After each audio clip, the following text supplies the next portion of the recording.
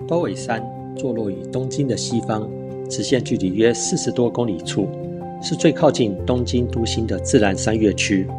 从新宿车站可以坐京王线，大约50分钟到达高尾山口站，再经由缆车、吊车或是多条登山步道的串联，约90分钟内可以到达599公尺高的山顶。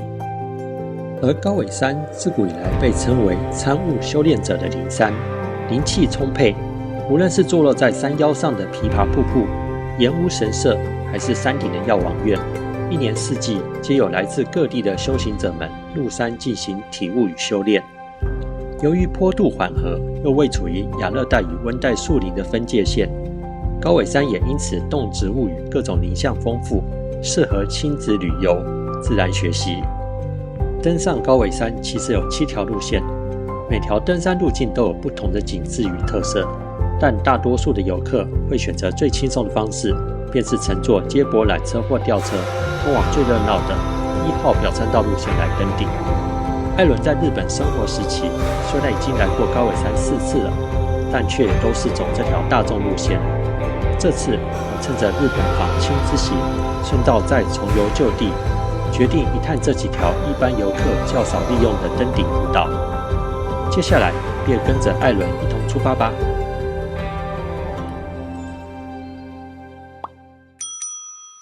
这一次利用来日本的这次探亲之旅，然后想说既然来日本，现在也在开始拍一些爬山的行程。车站口出来就往右走，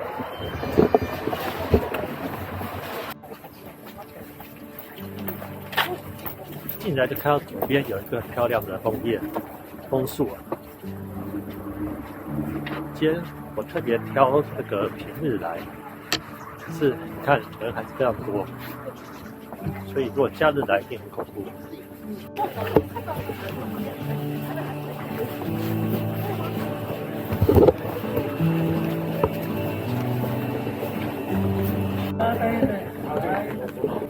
经过这个碑之后，可以到这个缆车口。面对这个车站的左边这条路，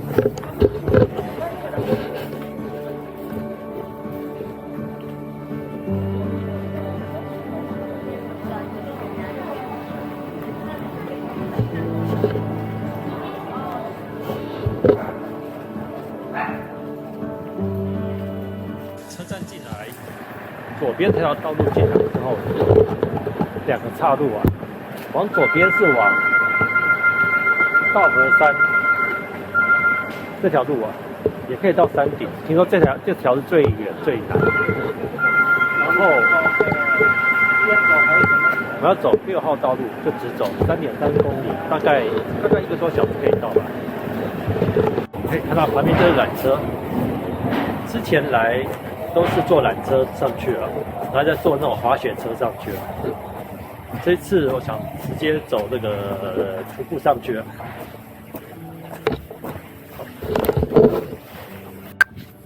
应该大部分的人都是坐缆车啊，所以一进到这种要徒步上去的登山道之后，人就变少。我也比较敢用自拍棒了，不然刚人太多，而且又在国外，不大好意思用登山棒，不是登山棒，自拍杆。好，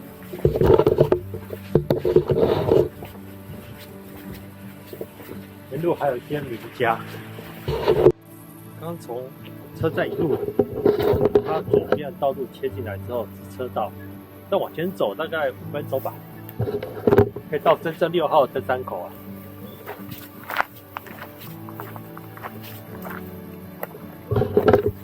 刚刚我们在车站，然后走过来，然后高尾从左边走过来，现在真正要进去了。对，好，我往上走，6号上去。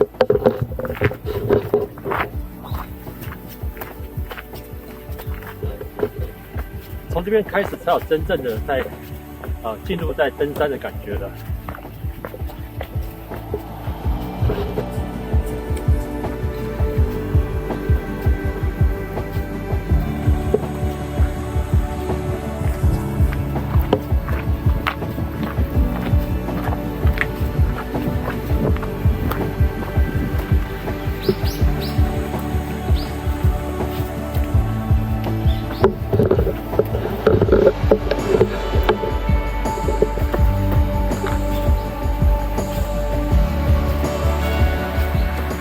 爬到这边，一路都非常好走。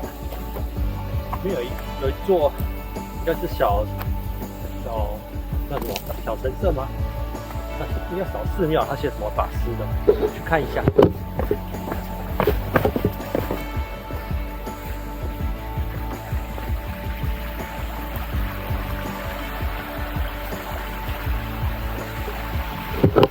岩屋大师。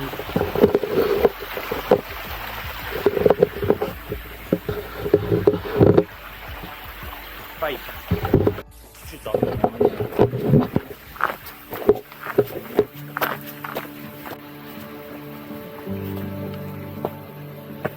这边来到一个岔路哦，你看往左边是往6号山顶，对，6号路继续往山顶走。左边，往右边这条岔路呢？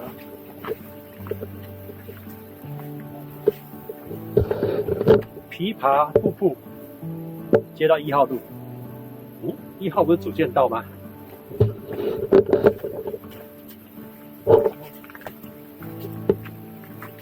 蛮近的，去看一下好了。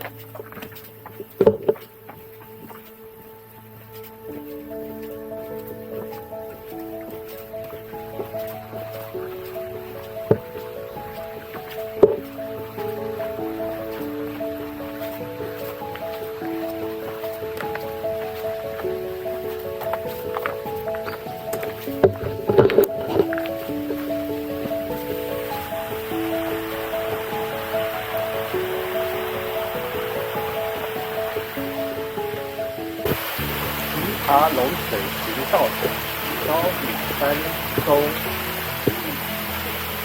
不知道，这个道场休息的地方，可以在下面休息。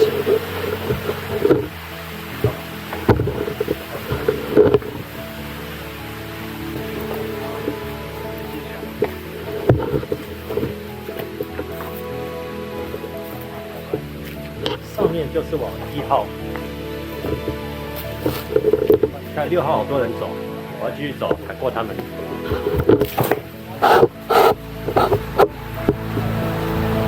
告诉你，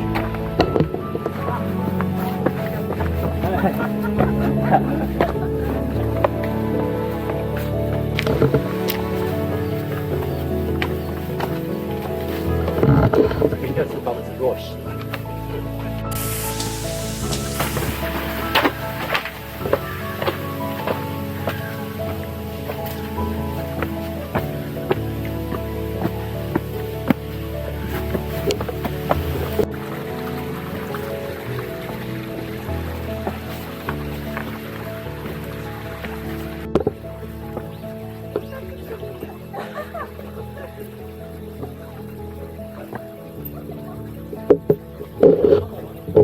好像是来郊游的。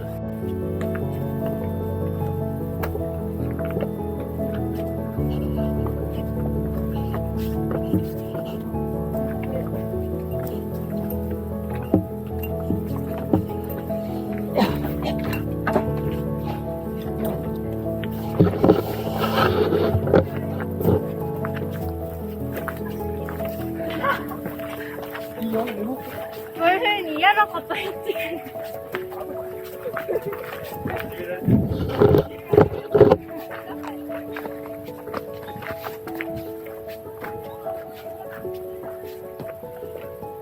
8号牌子这里，这边如果太阳洒下来，一定很漂亮。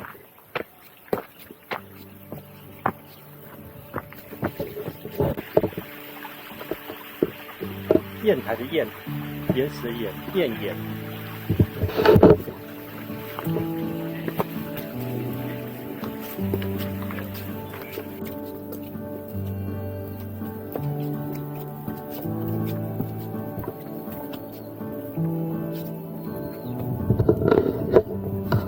大山桥，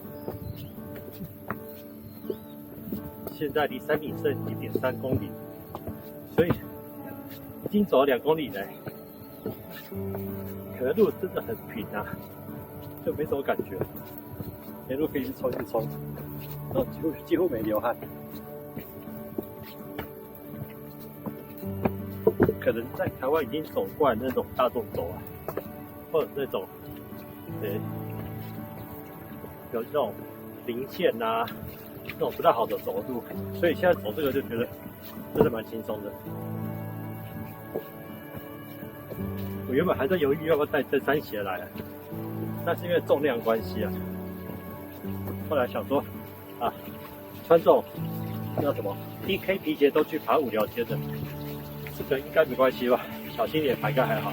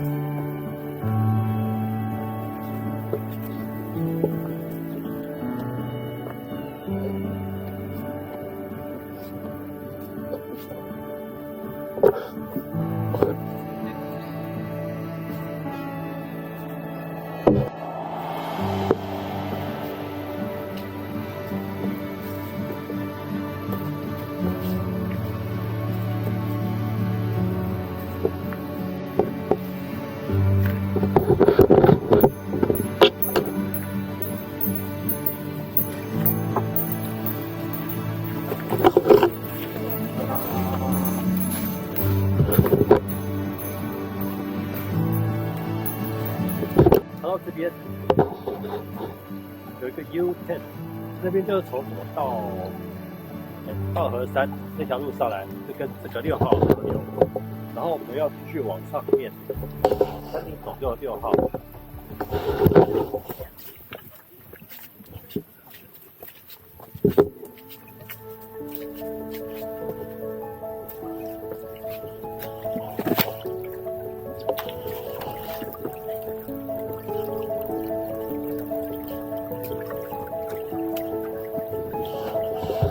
地面有点湿。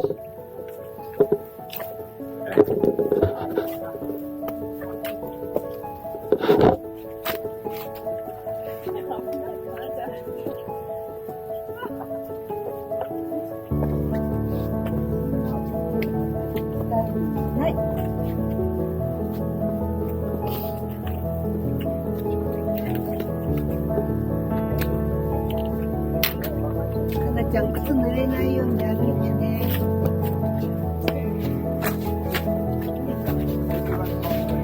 無理。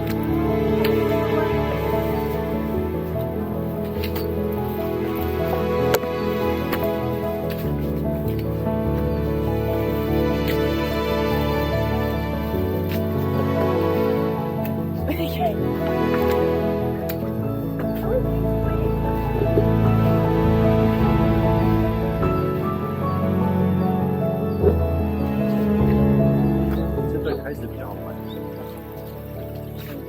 哦，あ、挨拶した瞬間にこけちゃった。こんにちは。こんにちは。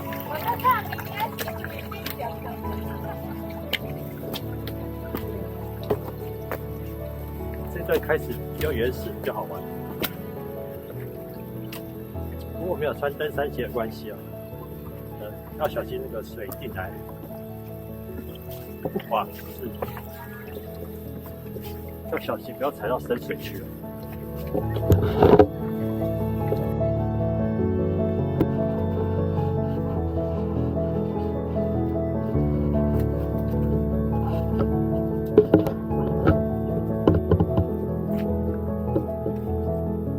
6号路跟道山。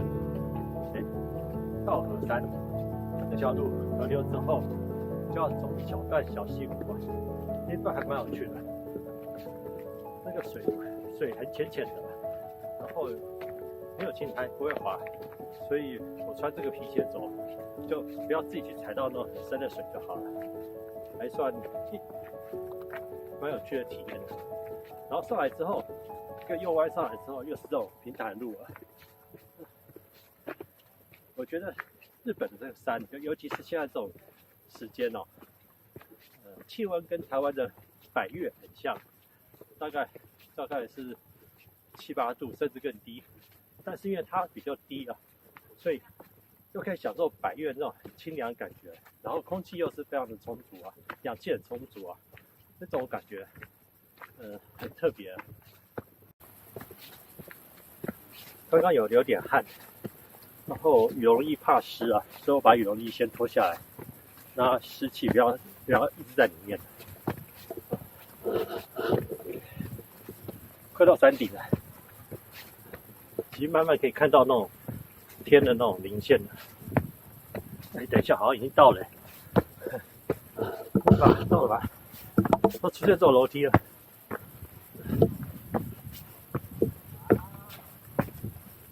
哇，死亡楼梯！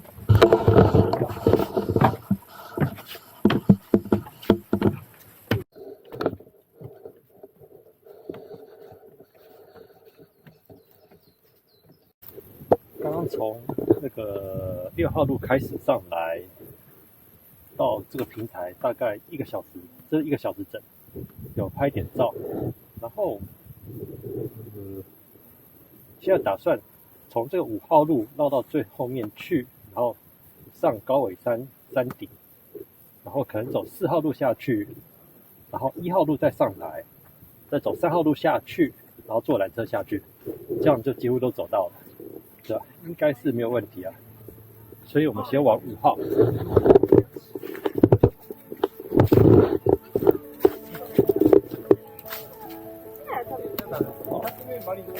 号。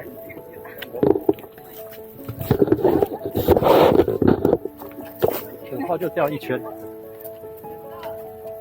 ，3号路这边上来，6号这边过来。对，我记得3号跟4号有一个是只能单方向走，然后到山顶再看一下，再决定到底要从4号下去还是3号下去了。因为我想从1号上来啊。好，那我们先往5号往里面走。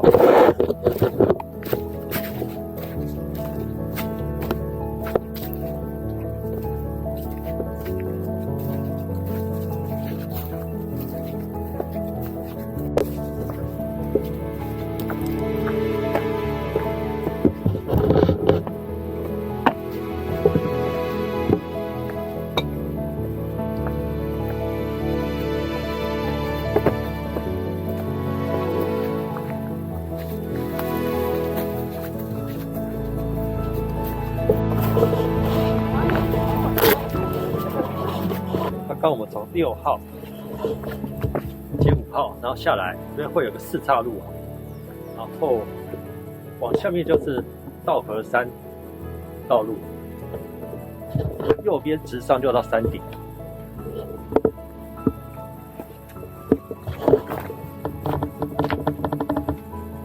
这条路的左边就是一样5号道路，绕到后面有一个枫叶的台，农民基台400公尺。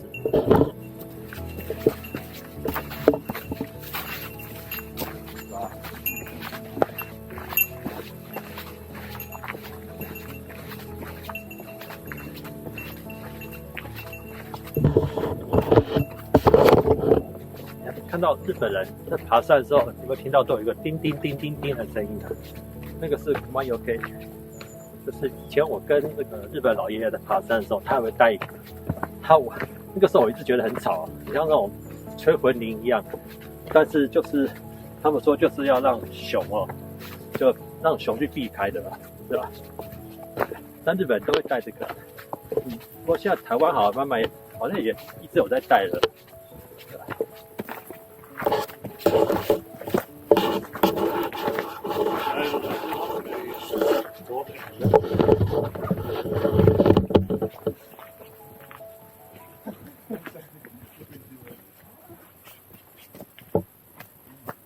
这里吧，枫叶台有点像，因为等一下就要往上到山顶了。1.3公里小佛町东海自然步道。对啊，东海自然步道，以前从京都到江户，就是现在的东京，的必经道路，距离大概就是跟台北到高雄差不多了，也要走3个月，1个月还3个月啊，忘了。以前那个什么坂本龙马啊，他们都是这样走啊。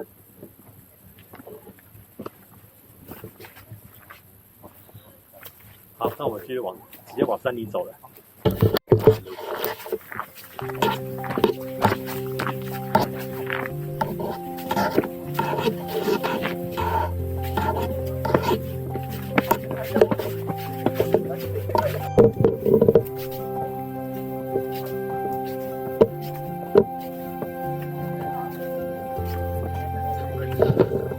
山顶。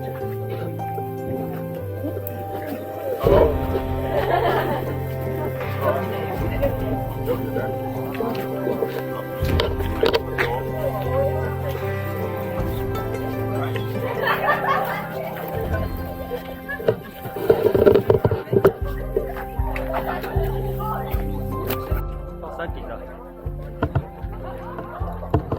第一次来的时候是跟那个时候来留学的时候，日本语学校，它算是毕业旅行吧，叫做修加库，那叫什么？校外教学。那个时候大家就同学一起来，运气好的时候，这边可以看到富士山。今天好像看不到。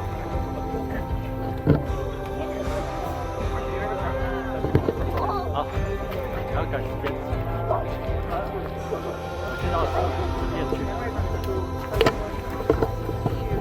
看到一个很有趣的牌子，这些三角形里面的数字是表示这个年龄层，应该是含以上了。容易在这个地方跌倒，而且你看到还有随时修正的痕迹哦。大部分人都走4号下去了，所以我决定先从3号下去，这样等下1号上来，4号下去的时候，就算是天比较晚也没有关系啊。应该是4号比较容易了。今天接到3号，也是刚刚有交叉点的地方。回到刚刚那个平台了，刚绕一圈的平台，3号下去，感觉很平。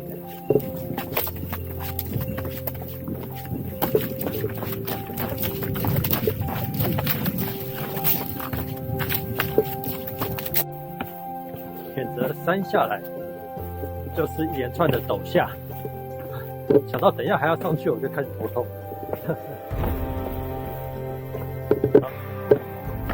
因为我们这一次等于是爬了4段，爬了2次啊，上下，所以我时间要稍微抓快一点。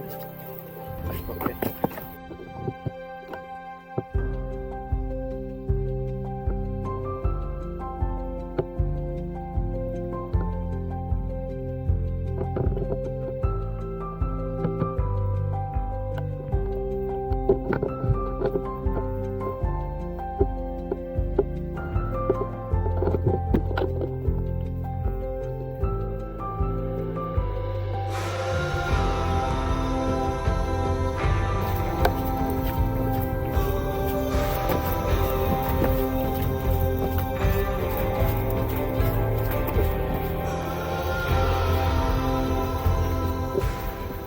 跟6号路一样，最主要往山顶的最后阶段很陡，陡上陡下，接下来就够平的了。我们大概已经走到3号路的一半了，那等一下就会接到这个缆车的地方，然后缆车地方我们就走1号路线，就是一般大众的这个表参道那个地方上来，它没有分男版跟女版啊，但是我到那边再看看要走哪一条上来。这边已经可以听到上面的那个表参道，就1号路的那个人群的声音的，远方就有那个什么缆车那个导览员的讲话声，所以应该已经快到了。这条3号哦，我觉得路就是平，扣掉这个从山底下来一小段陡下，其他就是很平，然后偶尔我过到小溪的时候就有那种小桥走过去了。因为日本这个时候哦，秋冬哦，太阳很斜，所以大部分都在山阴，所以你看前面那个太阳有出来的地方就很好看。但是因为现在大部分都在山阴里面，所以就会比较枯燥一些，因为它没有什么特别不一样的地方。哦，好，我现在到岔路了，山上还可以继续走下去，最后一小段了，但是我们就直接走到表山道去，去接那个1号道路。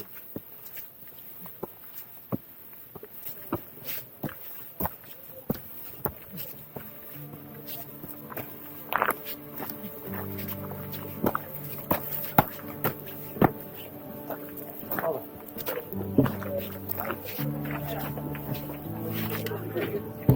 有名的表参道。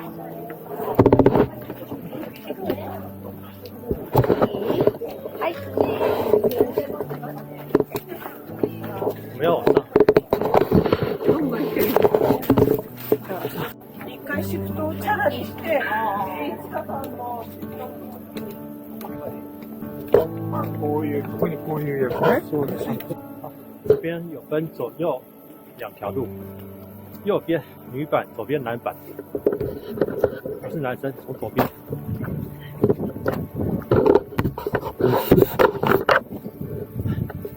男版就是阶梯。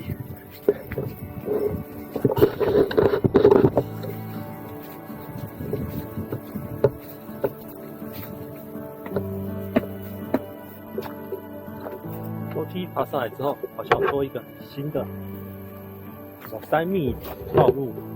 我看一下离线地图哦，是往塔吧，一个塔啦，灵塔，然后要原路回来。我们今天赶时间，所以就继续往南路走。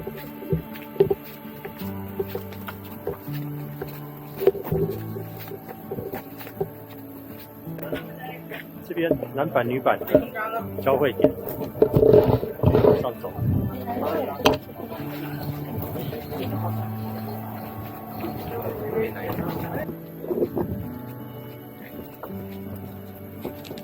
到山门。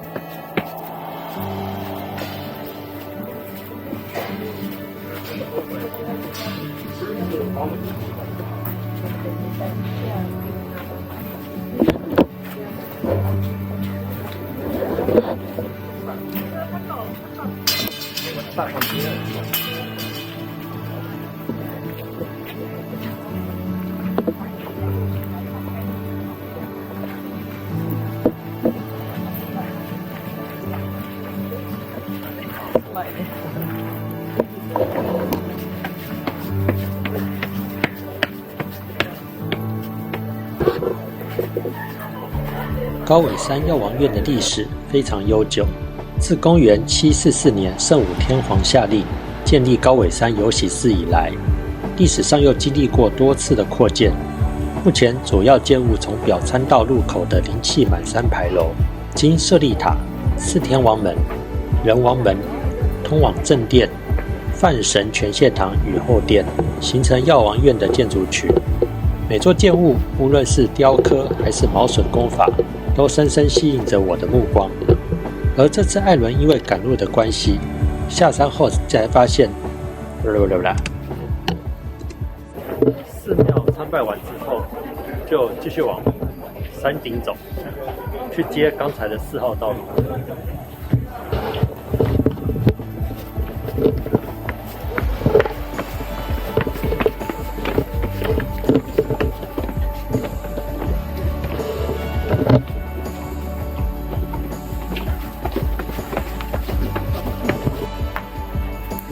高尾山药王院的历史非常悠久，自公元744年圣武天皇下令建立高尾山有喜寺以来，历史上又经历过多次的扩建。目前主要建物从表参道入口的灵气满山牌楼，经舍利塔、四天王门、人王门，通往正殿、范神全献堂与后殿，形成药王院的建筑群。每座建物无论是雕刻还是毛榫工法，都深深吸引着我的目光。而这次艾伦因为赶路的关系，下山后才发现竟然错过了供奉不动明王的后殿不动堂。希望下次去能够再一睹其风采。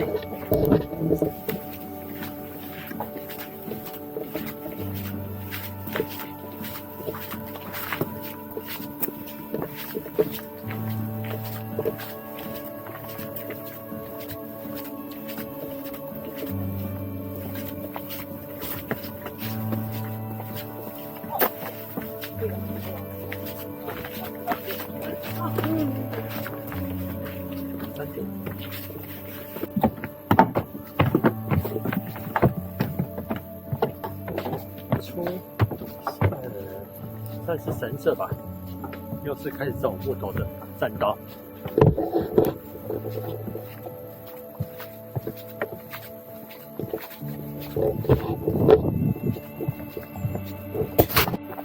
我又回到这个交叉点，刚从这边从3号下去，1号上来，大概1个多小时啊，所以现在就从4号下去。那4号希望能够搭那个什么滑雪那个车下去啊。走。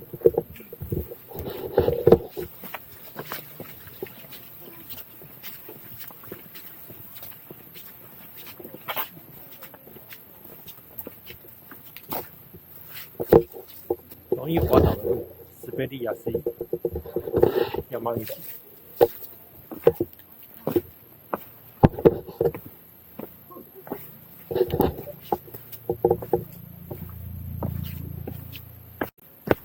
时间应该是不赶啦，现在才2点半，大概是2点半还是3点半？2点半，对吧？2点40，大概1点多的时候，从刚刚那个3号，刚刚那个厕所那个交叉口决定往下走，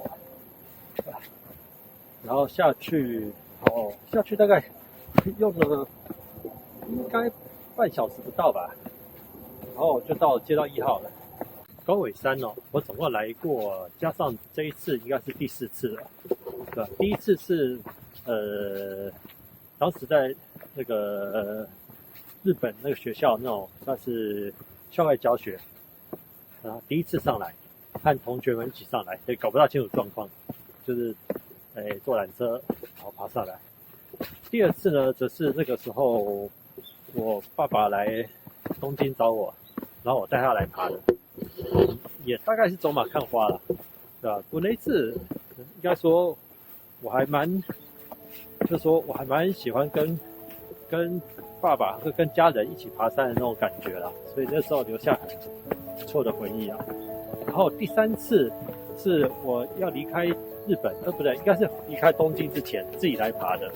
那当时其实这3次与其说是爬山啊，还不如都是说就坐缆车上来，然后走那个1号的那个表参道上来，下去又坐缆车下去，这样短短的，应该来回应该是2公里吧，是吧？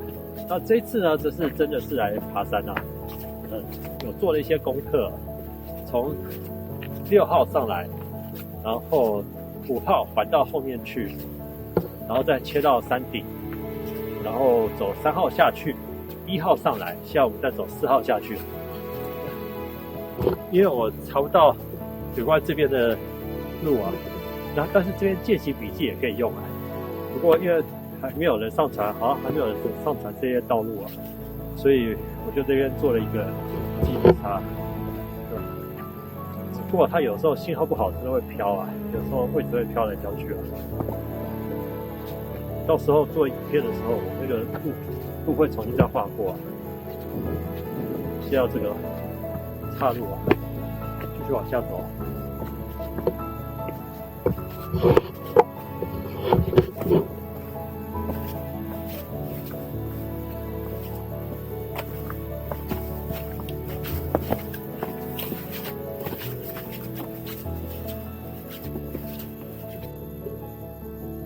这边有一个比较多岔路的地方，有个指标牌啊，哇，这边下去哦，还蛮漂亮的。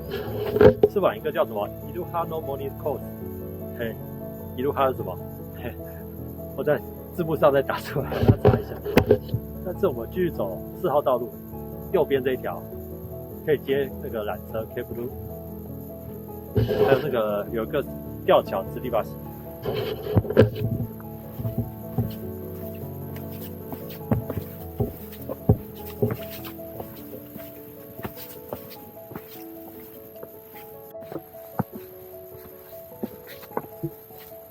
走这些登山道路的好处哦，就是离开人群啊。像刚刚在主要道路啊，周围有人，我的这个我要使用这个相机哦，自拍棒，还有我在讲话的时候都会心不在焉的，都要非常小心的，不要干扰到别人，然后眼睛也会飘来飘去。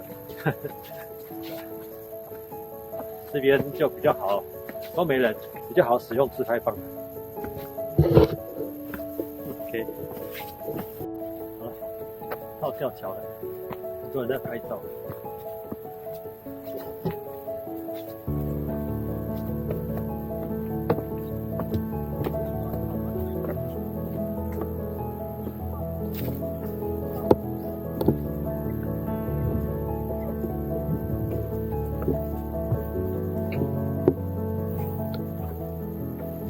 好，我们继续江4号把它走完。在跟1号道路汇合之前，左边有个小岔路，他说是往2号道路去走了。不过我在健行笔记上面没有看到2号的这个路线，那我们还是先到1号那个地方，然后往下走。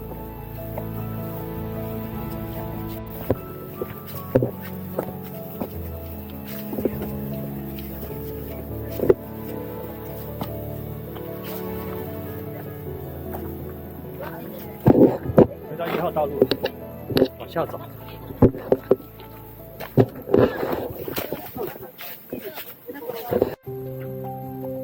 这边分2边的，右边是吊车，左边是缆车。那我要坐吊车。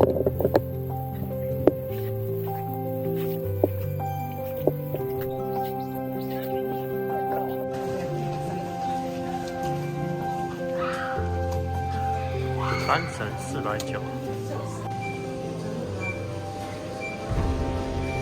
背包记得放在前面。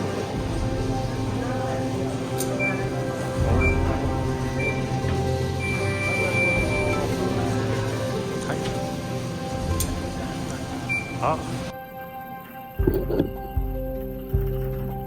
坐这个不自觉的脚就会摇来摇去，甩来甩去，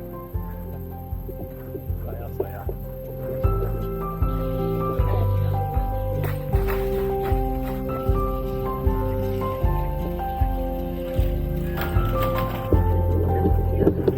没有人上山。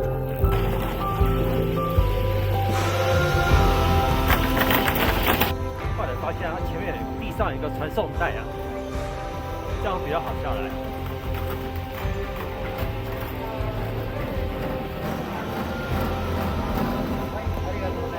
哎，ありがとうございます。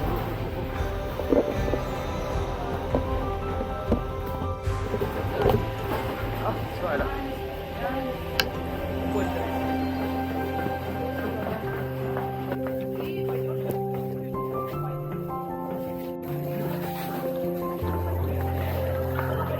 好了，我们走出来了，高尾山。所以我们大概11点的时候出发，现在出来是3点半，3点半吧，差不多3点半，3点50啊，有10周破功了，3点50，对啊，中间有停了蛮多地方了，然后上山下山2次，应该说从那个半山腰，然后最后坐那个吊车下来，回东京去喽。